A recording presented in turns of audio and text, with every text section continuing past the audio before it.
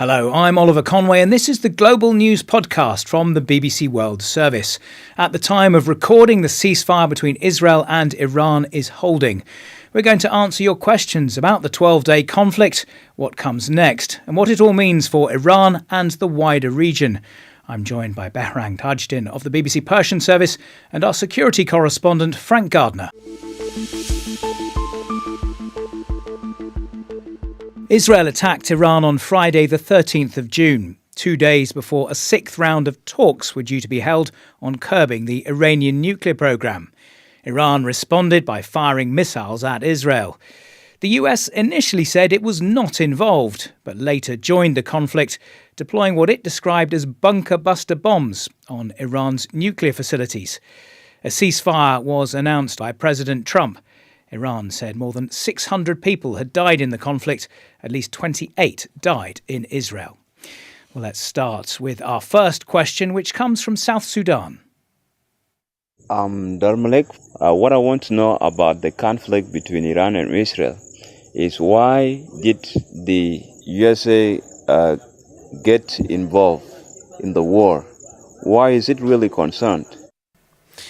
Well, if you ask the Iranian Supreme Leader, Ayatollah Ali Khamenei, he said today that US got involved in order to stop the destruction of Israel. Although this is one narrative. I'm sure there are other narratives, including what we've heard from the American officials, which is, and also President Trump implied it, that it was trying to stop the war from escalating and going on and on. Frank, why do you think America got involved when initially it said it wasn't having any part of it? So there's a technical reason and then there's a conspiracy theory.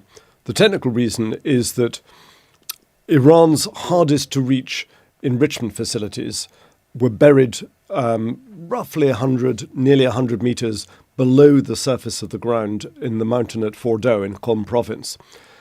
The US Air Force is the only air force in the world that has the bombers equipped to take the kind of ordnance, the kind of bomb, something called a GBU-57 bunker-busting bomb, that could penetrate down anywhere close to that. Israel doesn't have that.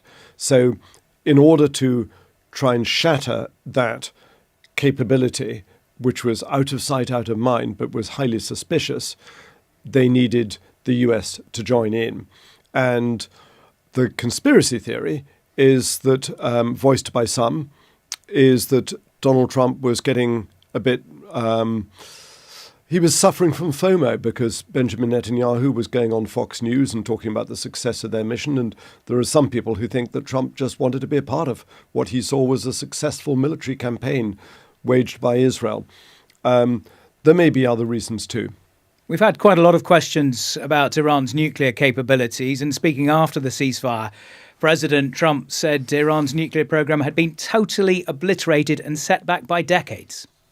We destroyed the nuclear. In other words, it's destroyed. I said, Iran will not have nuclear. Well, we blew it up. It's blown up. However, in his first public statement after the ceasefire, Iran's Supreme Leader Ayatollah Ali Khamenei said the American bombing had not done significant damage to the nuclear sites. The President of the United States exaggerated events in unusual ways, and it turns out he needed this exaggeration. Anyone who's heard these words has understood there is another truth behind them. The US has failed to take action and has not achieved their intended objective. Well, Carmen Mendez in Spain had a question about that, saying, when will we know how much damage the US attack has done to the Iranian nuclear facilities and storage of enriched uranium? Frank. So we've got some idea from the Pentagon briefing that took place on the 26th of June, where you've got US Defense Secretary Pete Hegseth, followed by the chairman of the Joint Chiefs of Staff, both giving their very upbeat, optimistic assessment of how much damage was caused. And they've said that all the bombs, the 6 bombs dropped by the US Air Force B-2 Spirit bombers, went down the ventilation shafts. Well, the first one took off the concrete cap that Iran had put on there to try and frustrate this attack. The other 5 all went down the ventilation shafts, deep down into the complex and then detonated far below ground with 13.5 tons each of high explosive. And so their assessment, and it's too early for bomb damage assessment, but their assessment is that this will have destroyed, obliterated, rendered incapable Iran's centrifuges spinning away. Now, there are two schools of thought on this. One is, how could they possibly know? There's been no sign of radiation leak, which is slightly suspicious, and that it's possible that there was further concrete that would have protected them. Others have said, look, they would have set off a small earthquake, and centrifuges are quite sensitive. It's very easy to knock them off balance, and they spin out of control. So others have said, actually, no, there's no way they could have survived that. Then there's the question of the roughly 408 kilograms of unaccounted for, highly enriched uranium, which we don't know where that is. Iran could quite possibly have spirited that out of Fordo, hidden it somewhere else in a different mountain underground.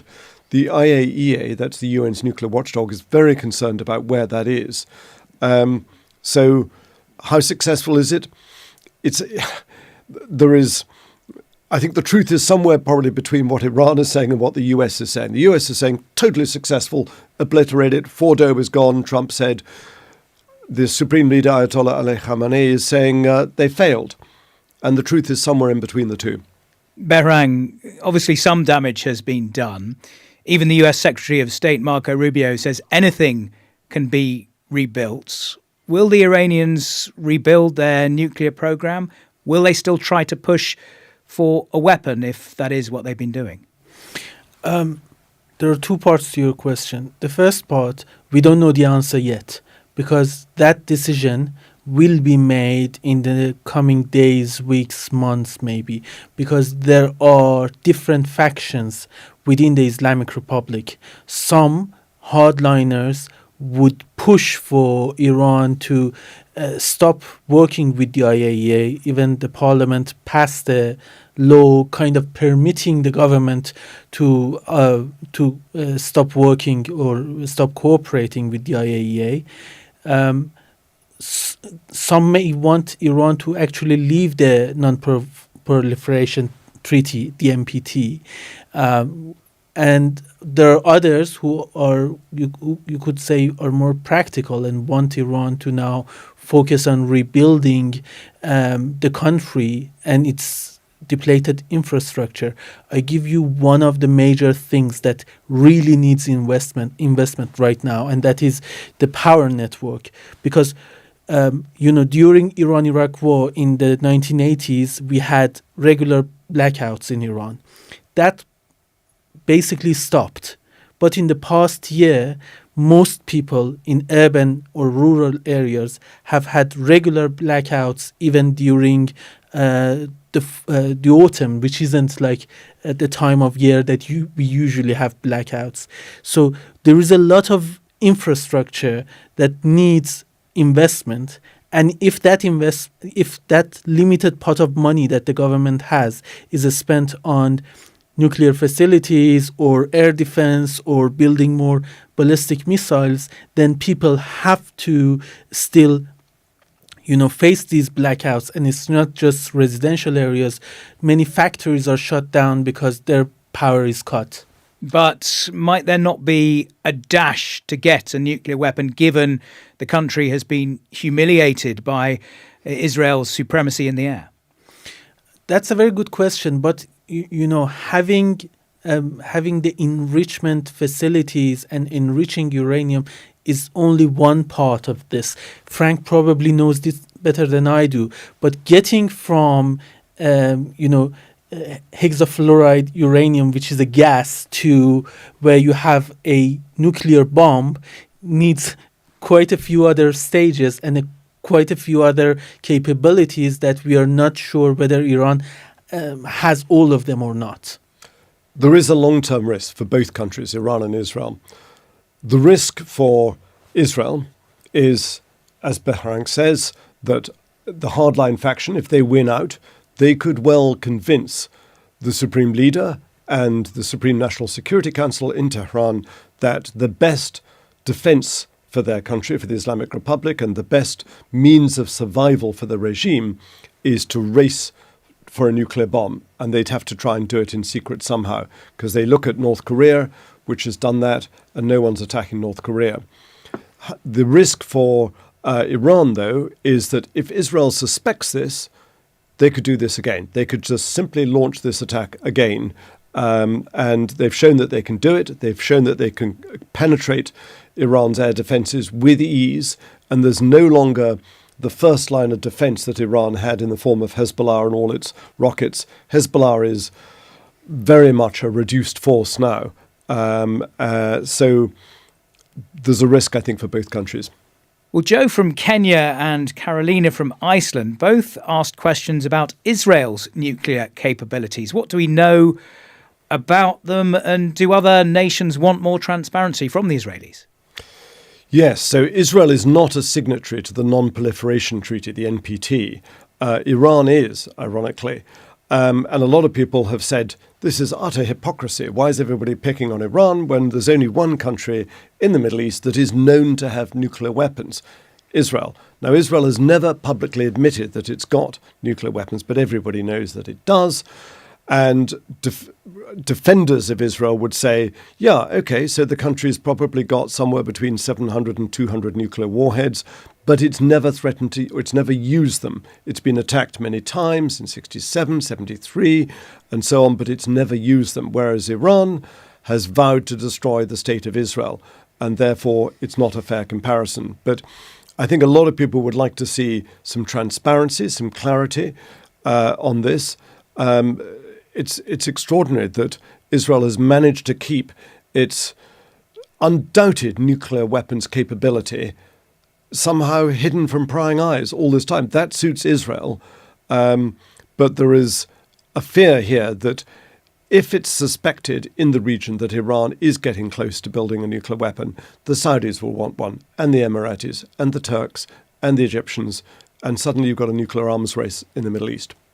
Let's turn to diplomacy at this point. In the aftermath of the conflict, what is Iran's stance on talks with the US and Israel, and how does it see its role on the world stage? This question comes from Starling Foster in Minneapolis in the United States.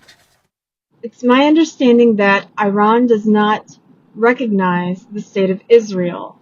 So how does that work? How do you negotiate peace with a country you do not recognize? And we had this from Kyra in London. Hi, my name is Kyra and I'm a Global Challenges and Innovation student in London. My question is, conflicts between states like Iran and Israel seem to show a shift away from diplomacy as the first option, with military action now acting as the main tool to set the stage for talks. Is this becoming the new norm in foreign policy? And what could that mean for the long-term prospects of peace? Well, we'll talk about the international rules-based order in a moment. But Bahrang, first of all, what is Iran's attitude to Israel after this? It hasn't changed much. The state's attitude towards Israel remains the same. It doesn't recognize Israel.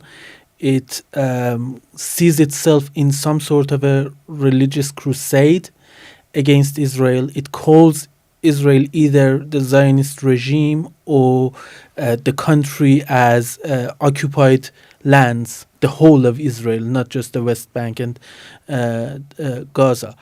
So that hasn't changed. But the fact is, Iran has somehow had to come to some sort of ceasefire with Israel with the hands of Americans, who Iran again calls the Great Satan, or the Islamic Republic of Iran calls the Great Satan. So there is some diplomacy going on. It is probably behind closed doors. But Frank, we've seen an example of what some people say might is right. The country that's the strongest can do what it wants. Has the international world rules-based order, has that gone now? Let me answer the first question first, because the question of how do you negotiate with a country that you don't recognize?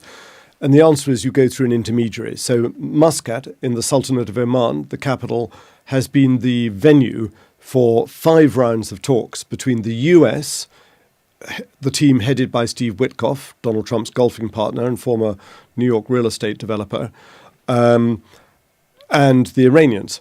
And Witkoff says he speaks to Abbas Araghchi pretty much every day, the Iranian foreign minister. Now, that may be an exaggeration, but there is a clear US-Iran dialogue, even though there isn't a US embassy anymore in Iran. There's a US interests section in the Swiss embassy. So there are back channels and there are mediation or mediators. As to whether might is right, well, look, there are numerous examples in my lifetime where people have just decided we're going to go ahead and do this regardless of world opinion. 2003, the US-led Iraq invasion would be a most obvious example when most of the world said, don't do it.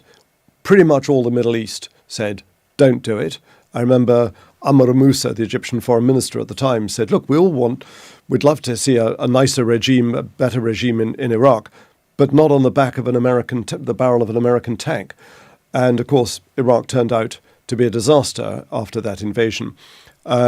Putin's invasion of Ukraine, the full-scale invasion of February 2022, was a clear example of might is right. He decided he was just going to flaunt that and do it anyhow.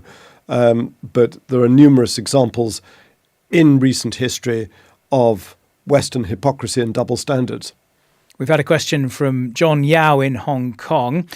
What role did religion play in this recent conflict and wider factions across the Middle East? Are there any other factors involved? So the Islamic Republic of Iran calls itself the sacred state. The official narrative is that basically the supreme leader is appointed indirectly by God or God representatives. And it is important to remember this when you look at the Iranian state. There are lots and lots of elections held, but in elections, only people are allowed to stand who subscribe to this ideology. And there is a guardian council that is almost appointed by the supreme leader who oversees all the major elections, presidential, parliament, etc. And over the decades, it has broadened its definition, so has left a much smaller space for political debate. So only people who really, really believe in this narrative are allowed to stand in the elections, and that's why the vast majority of public opinion is not in line with those in power. So, because of this, when the supreme leader makes a pronouncement, for example, says Iran defeated Israel and the United States in this 12-day war, if you say something that contradicts that, you could be prosecuted for basically going against the supreme leader, because that's against the national security, or even it's against God. So that's how the internal dynamic works in Iran. And when you have moderates or reformists, getting into government, they have to be extremely careful what to say and how to react, how they act, because if they go over the line, you can see the IRGC or other parts of the state, that's IRGC stands for Islamic Revolution Guard Corps, they can take over and basically kick you out of power without any need for any kind of legal route. And Frank, did religion play any role in Benjamin Netanyahu's decision here? No, I don't think so. He's not particularly religious, although he does rely to some extent politically in his coalition on religious parties. But no, for Israel, this was about national survival, about, they see Iran's nuclear program as an existential threat to the survival of their country. But Benjamin Netanyahu has been raising the spectre of an imminent Iranian nuclear weapon since 1995. I'm not saying there wasn't one. I mean, there was a short period just before this when we were all scrambling around saying, oh my goodness, what should we make of the IAEA's pronouncement that Iran is in breach of, for the first time in 20 years, of its non-proliferation obligations. And that was pretty serious. So that's the UN, not Israel. That was the UN saying we are concerned about their secretive activities and the fact they can't account for this 400 kilos of enriched uranium. Our next question is about how the conflict has influenced public opinion in Iran. This is Lana from Connecticut. Do the majority of Iranians want a secular and democratic free Iran as opposed to wanting the current Islamic regime to stay in power? How will the recent events impact the shift towards a free Iran? In addition, do we know the recent public sentiment towards current Crown Prince Reza Pahlavi? And Reza Pahlavi is currently living in the US, where he spent most of his life. And a few hours before the ceasefire was declared by President Trump, he expressed his belief that the conflict would mark the end of Ayatollah Ali Khamenei's regime. This regime is collapsing. The people are more and more ready to intervene. This is a historic chance, not just for the Iranian people, but also for the world, to guarantee that the main reason for a continued concern and threat will not be alleviated by means of negotiation.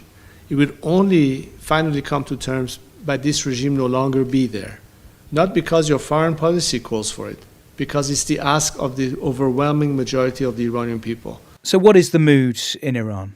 There isn't a single opinion in Iran. There is a small minority who believe in the narrative put out by the state. They believe that Iran is the Islamic Republic is a secret state, and it has to go and fight Israelis and Americans no matter what the cost. There is another minority that is so fed up with the Islamic Republic that thinks any price is worth paying to have regime change in Iran, even if it's one or two foreign powers, bombing Iran. But you have probably tens of millions of Iranians who don't support the undemocratic nature of the regime, its oppressive domestic policies, its aggressive foreign policy, but they also don't believe that democracy is something that can be thrown from 30,000 feet. So they have looked at what happened in Iraq and other countries, and they don't think that war could make their lives any better. So that is the overall opinion, and I have to say many people are now more disappointed, because for years and years there was this joke that, but instead we have security. So we don't have a great economy, but instead we have security. We have to wear hijab, but instead we have security. This conflict, this war, show that Iranians don't have security at home. There were no sirens in Tehran or other cities when Israelis attacked. There was no warning to the civilian population to take shelter. That's why over 600 people died in Iran, 20 times more than the number of casualties in Israel. And attitudes to Reza Pahlavi, son of the Shah who was overthrown in the revolution in 1979? There are some who love him, and these are mostly people who are in favor of regime change at any cost. But we have seen others kind of questioning how he can support an invasion and war by foreign powers. So the opinion on him remains divided. We don't know. There is no way for me or anyone else to come and say this is the majority, this is the minority. Our final question comes from Nitin in India. Given the recent chain of events, what are the realistic chances of long-lasting peace in this region? So, Frank, prospects for a long-lasting peace? Well, you've got several different conflicts all running at the same time. There's the one in Gaza, the one that was in Lebanon, the one between the Houthis in Yemen and Israel, and then, of course, you've got the Iran-Israel conflict. So what are the chances of all of those remaining calm? Low. But the tectonic plates of power in the Middle East have shifted dramatically in the last year and a half in Israel's favor. It has neutralized Hezbollah effectively. It has reduced Hamas from being an army to a small pockets of resistance inside the Gaza Strip. It has shown that it can penetrate all of Iran's air defenses and strike when and where it wants. The Houthis, I think, are still a threat, not just to Israel, but to international shipping. But there is, I think, a renewed push amongst countries like Saudi Arabia and the UAE to try and calm the region down. Saudi and the UAE, they don't particularly like the Islamic Republic regime. They don't like the revolutionary nature of it. They see it as antithesis to their own dynastic hereditary rule. But you can't change geography, and they realize they've got to live with this great big, huge landmass on the other side of the Gulf, what Iranians call Khalij Fars, what the Gulf Arabs call Al-Khalij Al-Arabi. So they're going to have to live with each other. And I think things will flare up from time to time. The big unsolved problem, of course, is still the Palestinian-Israeli question.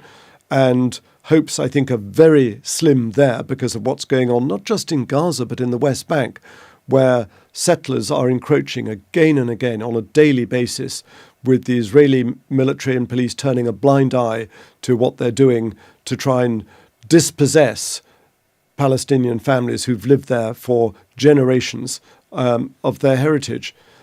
So it's a very sad situation there. Iran, a proud nation of 92 million people. What happens next? The decision hasn't been made yet.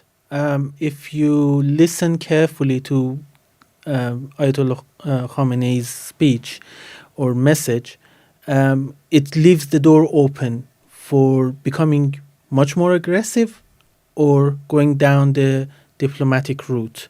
We don't know which argument, which faction will prevail.